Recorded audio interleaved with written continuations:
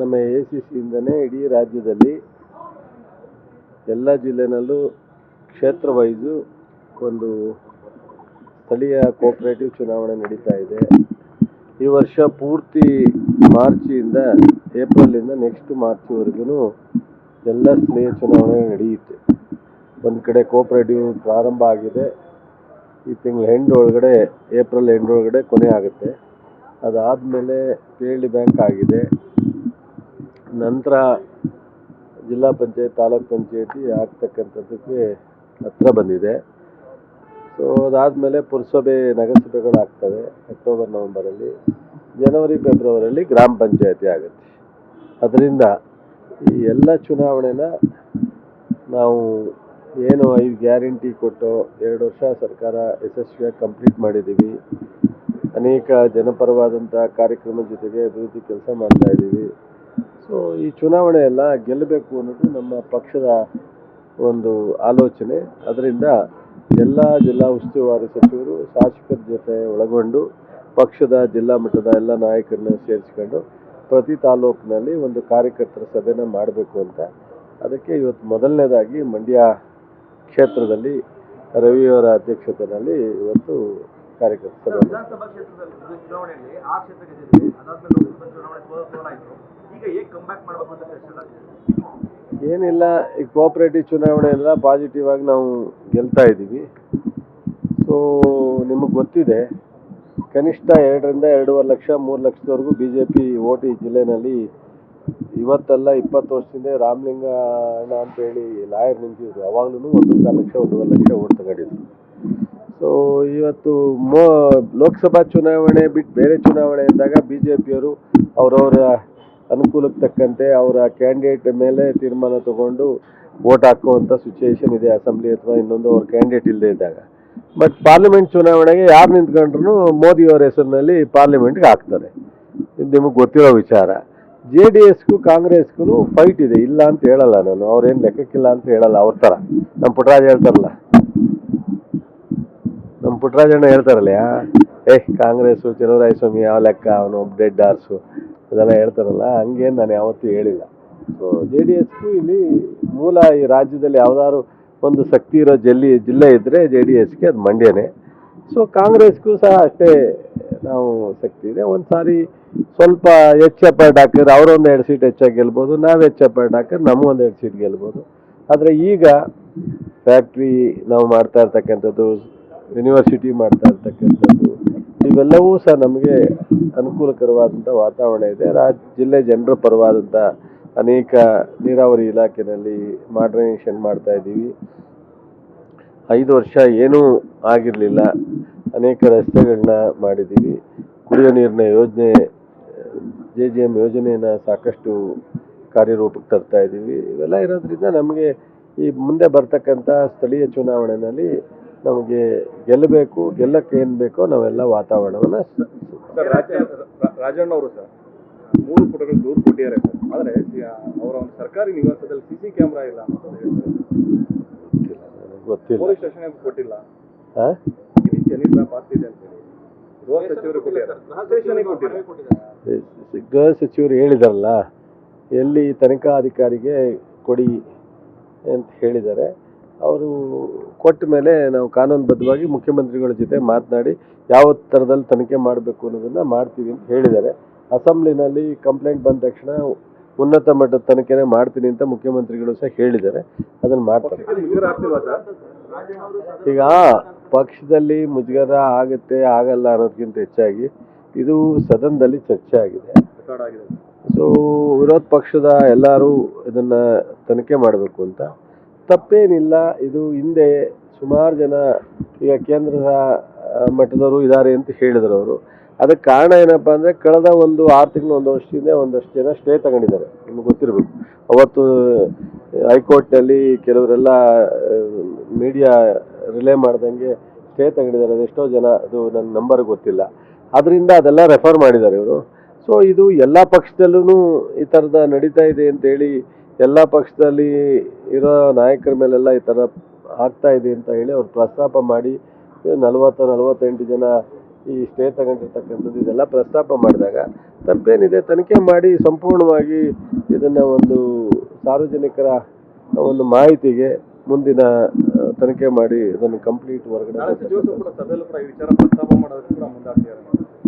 ಆದರೆ ಮುಖ್ಯಮಂತ್ರಿಯವರ ನೇತೃತ್ವದಲ್ಲಿ ನಡೀತಕ್ಕಂಥ ಸಚಿವ ಸಂಪುಟದಲ್ಲಿ ಚರ್ಚೆ ಮಾಡಿದ್ರೆ ಮುಖ್ಯಮಂತ್ರಿ ಇರ್ತಾರೆ. ಅವಾಗ ಅಲ್ಲಿ ಏನು ನಡೆಯುತ್ತೆ ನೋಡೋಣ. ನಾನು ಇಲ್ಲೇ ಅಡ್ವಾನ್ಸ್ ಆಗಿದ್ದೀನಿ. ಸದನದಲ್ಲಿ ಈ ಚರ್ಚೆ ಆದ ಬಳಿಕವಾಗಿ ಜನರು ಟಾಕ್ ಬಂದಿದೆ ಸರ್. ಅಂದ್ರೆ ಈ ರೀತಿ ಮನಸ್ಥಿತಿ ಇರೋರಿಗೆ ತಾನೇ ಆ ರೀತಿ ಆಗೋದು ಅಂತ ಹೇಳಿ. ಅದೇನೇ ಇರಲಿ ಅದನ್ನೆಲ್ಲ ನಾನು ಪ್ರಿಡಿಕ್ಟ್ ಮಾಡಿ ಹೇಳಲಿಕ್ಕಾಗಲ್ಲ. ಬಟ್ ತನಿಖೆ ಮಾಡಲಿಕ್ಕೆ ಸರ್ಕಾರ ಒಪ್ಕೊಂಡಿದೆ, ಮುಖ್ಯಮಂತ್ರಿಯವರು ಅದನ್ನು ಮಾಡ್ತಾರೆ. ಕಂಪ್ಲೇಂಟ್ ಕೊಟ್ಟ ಮೇಲೆ ನಾಳೆ ಕ್ಯಾಬಿನೆಟಲ್ಲಿ ಸಬ್ಜೆಕ್ಟು ಮುಖ್ಯಮಂತ್ರಿಯವರೇ ಚರ್ಚೆ ಮಾಡ್ತಾರೋ, ಉಪಮುಖ್ಯಮಂತ್ರಿಯವರು ಚರ್ಚೆ ಮಾಡ್ತಾರೋ, ರಾಜಣ್ಣವ್ರು ಆ ಸಬ್ಜೆಕ್ಟ್ ತರ್ತಾರೋ ನನಗೆ ಗೊತ್ತಿಲ್ಲ. ನಿಮ್ಮ ಸಹೋದ್ಯೋಗಿಗಳು ನನಗೆ ಆಯ್ತು ಆಗೋಗಿದೆ. ಈಗ ಅದ್ರ ಬಗ್ಗೆ ಪ್ರಸ್ತಾಪ ಮಾಡೋದ್ರಿಂದ ಏನು ಪ್ರಯೋಜನ?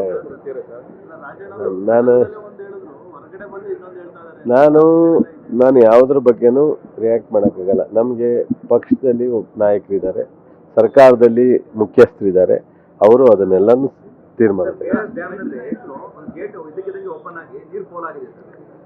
ಸರ್, ಒಂದು ನಮ್ಮ ಮಂಡ್ಯ ಜಿಲ್ಲೆಯ ಜನಕ್ಕೆ ಮಾಹಿತಿ ಕೊಡೋನಾಗ ತಾವು ಸಹ ಸ್ವಲ್ಪ ಯೋಚನೆ ಮಾಡಿಕೊಡ್ಬೇಕು ಅಂತ ವಿನಂತಿ. ಅಥವಾ ಯಾರಾದ್ರೂ ಸಾರ್ವಜನಿಕರು ಈ ಥರದ ಆಕ್ರೋಶನ ಅಭಿಪ್ರಾಯನ ವ್ಯಕ್ತಪಡಿಸಿದ್ರೆ ಅದನ್ನು ನಾನು ತಪ್ಪು ಅಂತ ಹೇಳಲ್ಲ. ಆದರೆ ಒಂದು ನಾನು ನಿಮ್ಗೆ ಹೇಳಲಿಕ್ಕೆ ಇಚ್ಛೆಪಡ್ತೀನಿ. ಸೊ ಮೊನ್ನೆ ಭದ್ರಾದಲ್ಲಿ ಒಂದು ಗೇಟ್ ಪ್ರಾಬ್ಲಮ್ ಆಯಿತು, ಇಡೀ ಟಿ ಬಿ ಡ್ಯಾಮ್ನಲ್ಲಿ. ಇಡೀ ವಿರೋಧ ಪಕ್ಷದವರೆಲ್ಲ ಏನಂದರೆ ಇದೊಂದು ಅವಕಾಶ ಉಪಯೋಗಿಸ್ಕೋಬೇಕು, ಸರ್ಕಾರದ ಮೇಲೆ ಸರ್ಕಾರದ ವಿರುದ್ಧವಾಗಿ ಮಾತಾಡಲಿಕ್ಕೆ ಇದೊಂದು ಒಳ್ಳೆ ಅವಕಾಶ ಅಂತ. ಅದನ್ನಲ್ಲ, ವಿರೋಧ ಪಕ್ಷದವ್ರಿಗಾಗಲಿ ಯಾರಿಗೆ ಆಗಲಿ ಮಾಧ್ಯಮದವ್ರಿಗಾಗಲಿ ಅದಲ್ಲ. ಏನಪ್ಪ ಹಿಂಗೆ ಆಗ್ಬಿಡ್ತು, ಆಗಬಾರ್ದಾಯಿತು, ಇದಕ್ಕೇನಾದ್ರು ಬೇಗ ಸರಿ ಮಾಡಿ ಅಂತ ಹೇಳಿ ಅವರ ಭಾವನೆಯನ್ನು ವ್ಯಕ್ತಪಡಿಸಿದ್ರೆ ಅದು ಒಂದು ರಾಜ್ಯದ ಹಿತ, ಜನರ ಹಿತ ಅಂತ. ಅದು ಬಿಟ್ಬಿಟ್ಟು ಏನೇನೋ ಮಾತಾಡಿದ್ರು. ಆದರೆ ಅದೃಷ್ಟವಶಾತು ನಾವು ಅದನ್ನು ಭಾಳ ಯಶಸ್ವಿಯಾಗಿ ನಮ್ಮ ನೀರಾವರಿ ಸಚಿವರು, ಮುಖ್ಯಮಂತ್ರಿಗಳು ತಕ್ಷಣ ಟೆಕ್ನಿಕಲ್ ಮ್ಯಾನ್ ಕರೆಸಿ ಎಲ್ಲ ಸೆಟ್ರೇಟ್ ಮಾಡಿದ್ರು. ಅವಾಗ ಯಾರೂ ಮಾತಾಡಲಿಲ್ಲ, ಅಭಿನಂದನೆಯೂ ಸಲ್ಲಿಸಲಿಲ್ಲ, ಸುಮ್ಮನಾದ್ರೆಲ್ಲ. ಇವತ್ತು ಇಲ್ಲಿ ಮೇಂಟೆನೆನ್ಸು ಪ್ರತಿ ವರ್ಷ 80 ಅಡಿಗಿಂತ ಕೆಳಗಡೆ ಇಳಿದ್ರೆ ಮೇಂಟೆನೆನ್ಸ್ ಮಾಡ್ತಾರೆ.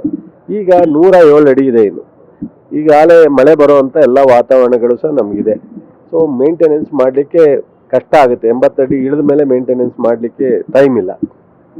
ಅದರಿಂದ ಏನು ಮೇಂಟೆನೆನ್ಸ್ ಮಾಡೋ ಸಂದರ್ಭದಲ್ಲಿ ಟೆಕ್ನಿಕಲ್ ಆಗಿ ಒಂದು ಗೇಟು ಸಡನ್ನಾಗಿ ಆಪ್ರೇಟ್ ಮಾಡೋಕ್ಕಾಗದೇ ಇರೋದ್ರಿಂದ ಸ್ವಲ್ಪ ನೀರು ಬೆಳಗ್ಗೆ 8 ಗಂಟೆಗೆ ಗೊತ್ತಾಗಿದೆ ಅವರಿಗೆ. ಸೊ ಅಷ್ಟರೊಳಗಡೆ ತಕ್ಷಣ ಟೆಕ್ನಿಕಲ್ ಟೀಮ್ ಎಲ್ಲ ಎಚ್ಚೆತ್ಕೊಂಡು ಸಾಯಂಕಾಲ 5 ಗಂಟೆ ಒಳಗೆ ಕಂಪ್ಲೀಟ್ ಮಾಡಿದ್ದಾರೆ. ಬಹಳ ಹೆಚ್ಚು ಅಂತ ಅಂದರೆ 600-700 ಕ್ಯೂಸೆಕ್ಸ್ ನೀರು ಹೊರಗಡೆ ಹೋಗಿದೆ. ಇದೊಂದು ಕಂಪ್ಲೇಂಟು ಅಥವಾ ಇದು ಏನೋ ಮಾಡಬಾರ್ದು ಆಗಿದೆ ಅನ್ನೋದಕ್ಕಿಂತ ಹೆಚ್ಚಾಗಿ 1930-39ರಲ್ಲಿ ಇವತ್ತು ಡ್ಯಾಮು ಆಗಿರೋದು. ಇಲ್ಲಿವರೆಗೆ ಸಣ್ಣ ಪುಟ್ಟ ಮೇಂಟೆನೆನ್ಸ್ ಆಗಿದೆ, ಪೂರ್ಣ ಥರದ ಇದಾಗಿಲ್ಲ. ಇಂಥ ಸಂದರ್ಭದಲ್ಲಿ ಏನಾದ್ರು ಆದಾಗ ತಕ್ಷಣ ಸರಿಪಡಿಸೋದು ಸೂಕ್ತನೋ ಅಥವಾ ಅದನ್ನು ಕಾಮೆಂಟ್ ಮಾಡೋದು ಸೂಕ್ತನೋ ನನಗೆ ಗೊತ್ತಿಲ್ಲ. ಏನು ಮಾಡೋಕ್ಕಾಗುತ್ತೆ? ಈಗ ನಿಮ್ಮ ಮುಂದೆ ನಿಂತ್ಕೊಂಡ್ರೆ ನನಗೇನೋ ನೀವೆಲ್ಲ ವಿಶ್ವಾಸ ಇದ್ದೀರಿ, ಆಮೇಲೆ ನೀವೆಲ್ಲ ಒಳ್ಳೇದು ಕೇಳೋದು ಕೇಳಿ ಉತ್ತರ ಹೇಳೋಷ್ಟು ಸಮಾಧಾನ ಇದೆ. ನಾವು ಹೇಳ್ತೀವಿ, ನಮ್ಮ ಮೇಲೆ ನೀವು ಮೇಲ್ ಬಿದ್ರೂ ಹೇಳ್ತೀವಿ, ಕೂಲಾಗಿ ಸಮಾಧಾನವಾಗಿ ಕೇಳಿದ್ರು. ಅಧಿಕಾರಿಗಳಿಗೆ ನೀವು ಎದುರಿಸ್ಬಿಡ್ತೀರಲ್ಲ.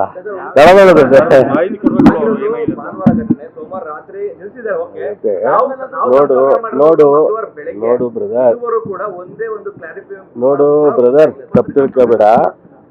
ಅಧಿಕಾರಿಗಳಿಗೆ ಒಂದು ಇತಿಮಿತಿ ಇದೆ. ಯಾವುದೇ ಅಧಿಕಾರಿಗಳು ಸಹ ಅವರು ಆ ಲಿಮಿಟ್ ಮೀರಿ ಶಾಸಕರ ಥರ ಅಥವಾ ಮಂತ್ರಿಗಳ ಥರ ಮೀಡಿಯಾಕ್ಕೆ ಹೋಗೋಕ್ಕಾಗಲ್ಲ. ಸಾರ್ವಜನಿಕರ ಥರ ಅವ್ರಿಗೆ ಅವ್ರ ಲಿಮಿಟೇಷನ್, ಅವ್ರ ಕೆಲಸ ಏನು, ಅವರು ನನ್ನ ಗಮನಕ್ಕೆ ತಂದರು, ಡಿ ಸಿ ಅವ್ರ ಗಮನಕ್ಕೂ ತಂದವ್ರೆ, ನೀರಾವರಿ ಸಚಿವರ ಗಮನಕ್ಕೂ ತಂದವ್ರು. ತಕ್ಷಣ ಅದು ಆಗ್ತಿದ್ದಂಗೆ ತಂದಿದ್ದಾರೆ. ಬೆಳಿಗ್ಗೆನೆ ತಕ್ಷಣ ಸರಿ ಮಾಡಿದ್ದಾರೆ, ಸ್ಟಾಪ್ ಆಗಿದೆ. ನಮಗೆ ಯಾರೋ ಬೇರೆಯವ್ರ ಪಾಪ ಮಾತಾಡಿದ್ರೆ ಅದಕ್ಕೆ ನಾನೆಲ್ಲ ಉತ್ತರ ಹೇಳೋದು ಸೂಕ್ತ ಅಲ್ಲ. ಸಾರ್ವಜನಿಕರು ಕೆಲವೊಮ್ಮೆ ಅವರ ಅಭಿಪ್ರಾಯದಂತೆ ಅವ್ರಿಗೆ ಸಿಕ್ಕಿದ ಮಾಹಿತಿ ಅಂತ ಕೊಟ್ಟಿರ್ತಾರೆ.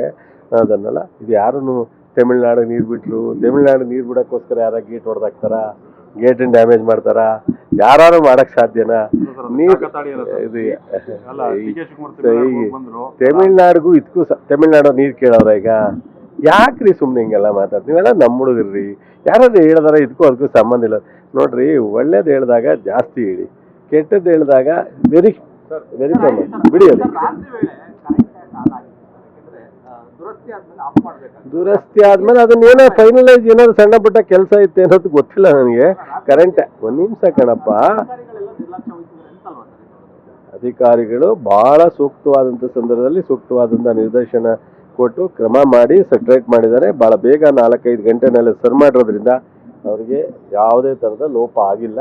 ಸೊ ಸ್ವಲ್ಪ ಸಣ್ಣ ಪುಟ್ಟ ನಾನು ಈಗಲೂ ಮಂತ್ರಿಗಳಿಗೆ, ನಮ್ಮ ಉಪಮುಖ್ಯಮಂತ್ರಿಗಳಿಗೆ ರಿಕ್ವೆಸ್ಟ್ ಮಾಡಿದ್ದೀನಿ, ಇದನ್ನೆಲ್ಲ ಒಂದು ಸ್ವಲ್ಪ ರಿವ್ಯೂ ಮಾಡಬೇಕು. ಹಳೇ ಭಾಳ 100 ವರ್ಷ ಆದ್ದರಿಂದ ಸ್ವಲ್ಪ ಗೇಟ್ಗಳ ಬಗ್ಗೆ ಟೆಕ್ನಿಕಲ್ ಆಗಿ ಒಂದ್ಸಲ ಇನ್ಸ್ಪೆಕ್ಷನ್ ಮಾಡಲಿ ಅಂತ ಹೇಳಿದ್ವಿ. ಸತೀಶ್ ಜಾರಕಿಹೊಳಿ ಕುಮಾರಸ್ವಾಮಿ ಮೀಟ್ ಆಗಿದ್ದಾರೆ, ಡಿನ್ನರ್ ಮೀಟಿಂಗ್ ಕೂಡ ಮಾಡಿದ್ದಾರೆ. ನೋಡ್ರಿ, ಈಗ ಯಾವ ಮಂತ್ರಿ ಆಗಲಿ ಯಾವ ಶಾಸಕರಾಗಲಿ ಯಾರನ್ನೂ ಭೇಟಿ ಮಾಡಿಬಿಡಿ ಅಂತ ಹೇಳೋಕ್ಕಾಗಲ್ಲ. ಯಾರು ಅದು ವೈಯಕ್ತಿಕವಾದಂಥ ಭೇಟಿ ಆಗುತ್ತೆ. ಬಟ್ ಸತೀಶ್ ಜಾರಕಿಹೊಳಿ ನಮ್ಮ ಪಕ್ಷದ ಮುಖಂಡರು ಮತ್ತು ಮಂತ್ರಿಗಳು, ಸೀನಿಯರ್ ಮಿನಿಸ್ಟರ್, ಬಹುತೇಕ ರಾಜಕೀಯ ಭೇಟಿ ಆಗಿರ್ಲಿಕ್ಕೆ ಸಾಧ್ಯ ಇಲ್ಲ. ರಾಜಕೀಯ ಭೇಟಿ ಆಗುವಂಥ ಸಂದರ್ಭವೂ ಅಲ್ಲ, ಅವಶ್ಯಕತೆಯೂ ಇಲ್ಲ. ಕುಮಾರಸ್ವಾಮಿಗೂ ರಾಜಕೀಯವಾಗಿ ಭೇಟಿ ಮಾಡೋ ಅವಶ್ಯಕತೆ ಇಲ್ಲ, ಅಥವಾ ಸತೀಶ್ ಜಾರಕಿಹೊಳಿಗೂ ಅವಶ್ಯಕತೆ ಇಲ್ಲ. ಭೇಟಿ ಯಾಕಾಯ್ತು ಏನಾಯ್ತು ಅಂತ ನಾನು ಕೇಳಲಿಕ್ಕಾಗಲ್ಲ. ಅದು ಅವ್ರವ್ರ ಇಚ್ಛೆ, ಯಾರನ್ನ ಭೇಟಿ ಮಾಡಿ ಸದ್ಯದಲ್ಲೇ ತೀರ್ಮಾನ ತಗೋತಾರೆ. ಸರ್, ಕಾವೇರಿ ನದಿ ಒತ್ತುವರಿ ತೆರವು ಮಾಡ್ತೀವಿ ಮತ್ತೆ ಮಲಿನ ಆಗ್ತಾರನ್ನ ಇದು ಮಾಡಲಿಕ್ಕೆ ತಂಡ ರಚನೆ ಮಾಡ್ತೀವಿ ಅಂತ ಹೇಳಿದ್ದಾರೆ ಡಿ.ಸಿ. ಅಲ್ಲ, ಅದಂದ್ರೆ ಈಗ ನೀರಾವರಿ ಇಲಾಖೆ ಅಧಿಕಾರಿಗಳು ಏನ್ ಮಾಡ್ತಾ ಇದ್ದಾರೆ? ಈಗ ಸುಮಾರು ಒತ್ತುವರಿ ಆಗಿದೆ. ಈಗ ಒತ್ತುವರಿ ಆಗಿರೋದು ಗಮನಕ್ಕೆ ಬಂದೇ ಅಲ್ವಾ ಸಚಿವರು ಹೇಳ್ತಾ ಇರೋದು. ಸಚಿವರು ಎಲ್ಲೆಲ್ಲಿ ಒತ್ತುವರಿ ಆಗಿದೆ ಅದನ್ನ ಕುಲ್ಲ ಮಾಡ್ತೀವಿ ಅಂತ ಅಂದ್ರೆ ತಪ್ಪೇನಿಲ್ವಲ್ಲ, ಮಾಡ್ಲಿ, ಸಂತೋಷ. ಈಗ ಆಲ್ಮೋಸ್ಟ್ ಫೈನಲ್ ಸ್ಟೇಜಲ್ಲಿದೆ.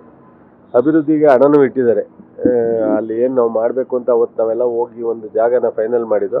ಆ ಜಾಗದಲ್ಲಿ 60 ಕೋಟಿಗಿಂತ ಏನೋ ಒಂದು ಅನುದಾನವನ್ನು ಸಹ ಪ್ರೊವೈಡ್ ಮಾಡಿದ್ದಾರೆ. ಆದಷ್ಟು ಬೇಗ ತೀರ್ಮಾನ. Thank you. ಗಣಿ ಇಲಾಖೆ ಇದು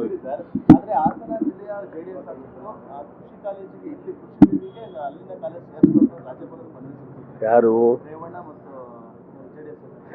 ಪಾಪ ಏನು ಮಾಡ್ತಾರ್ರಿ?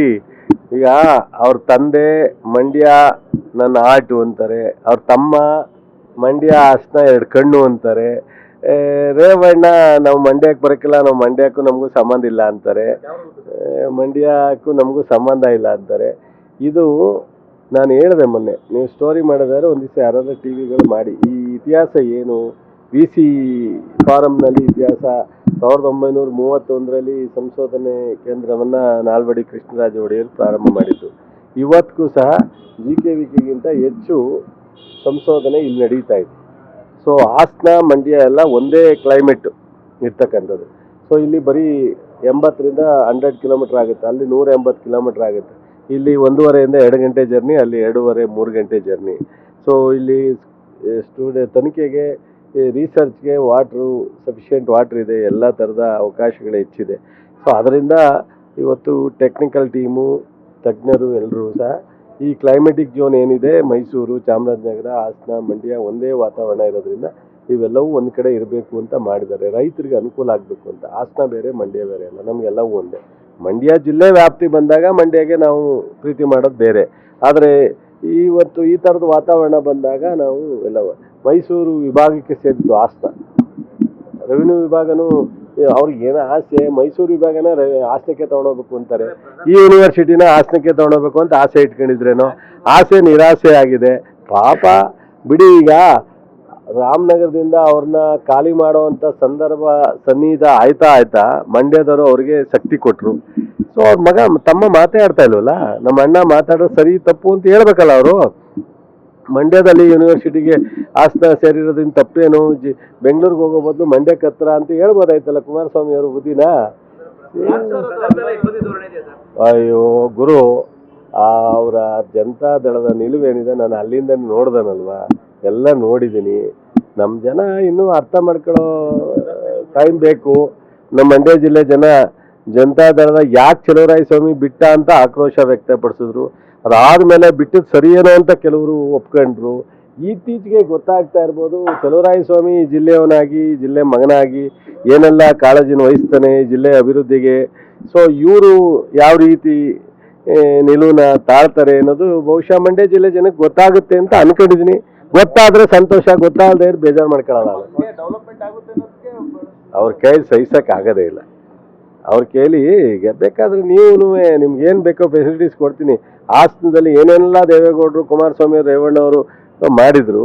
ಸೊ ಮಂಡ್ಯದಲ್ಲಿ ಏನಿದೆ ನೋಡ್ಕೊಂಬನ್ನಿ ಒಂದ್ಸಲಿ, ಗೊತ್ತಾಗಲಿ. Thank you. ಗಣಿ ಇಲಾಖೆ ಸಭೆ ಕರೆದಿದ್ದೀವಿ ಸರ್, ಏನು ಸೊ ಕೆಲವೆಲ್ಲ ಸಾಕಷ್ಟು ಸರ್ವೆಗಳು, ಜಾಯಿಂಟ್ ಸರ್ವೆಗಳು ಅನೇಕ ಬಾರಿ ನನಗೆ ಕಂಪ್ಲೇಂಟ್ಗಳು ಬರ್ತಿದ್ದೋ, ಚರ್ಚೆ ಬರ್ತಿದ್ದೋ, ಅದಕ್ಕೆ ಒಂದ್ಸಲಿ ರಿವ್ಯೂ ಮಾಡೋಣ ಅಂತ ಕರೆದು. ಡ್ರೋನ್ ಸರ್ವೆ ಒಂದು ಆಗುತ್ತೆ ಅಂತ ಹೇಳಿದ್ರು. ಡ್ರೋನ್ ಸರ್ವೆ ಆಗಿದೆ, ಅದನ್ನ ಏನೋ ಕಂಪ್ಲೀಟ್ ಆಗಿಲ್ಲ ಅಂತಾರೆ. ಮತ್ತು ಈ ನ್ಯಾಷನಲ್ ಹೈವೇದು NOC ಕೊಟ್ಟಿದ್ದಾರೆ, ಅದು ಹಿಂದೆ ಪೆನಾಲ್ಟಿ ಹಾಕಿದ್ರು, ಅದನ್ನು ಮುಚ್ಚಾಕಿದ್ದಾರೆ ಅಂತಾರೆ. ಈ ಥರದ್ದು ಏನೇನೋ ಇದೆ. ನಾನು ಸಂಪೂರ್ಣ ಮಾಹಿತಿ ತೊಗೊಳಕ್ಕಾಗಿಲ್ಲ, ಇವತ್ತು ಕರ್ತಿದ್ರು. ಗುತ್ತಿಗೆದಾರರು ತಗೊಂಡಿದ್ದ ಜಾಗನ ವಾಪಸ್ ಬಿಟ್ಟಿಲ್ಲ ಅಂತ ಸರ್ಕಾರಿ ಕೆಲಸಕ್ಕೆ ತಗೊಂಡಿದ್ದು. ನೋಡ್ತೀನಿ, ಅದನ್ನೆಲ್ಲ ಹೇಳ್ತೀನಿ. ಯಾವ್ಯಾವ ಪ್ರಾಬ್ಲಮ್ ಇದೆ DC ಅವರಿಗೆ ಜವಾಬ್ದಾರಿ ಕೊಟ್ಟು ಅದನ್ನೆಲ್ಲ ಕ್ರಮ ತಗೊಳಕ್ಕೆ ಹೇಳ್ತೀನಿ.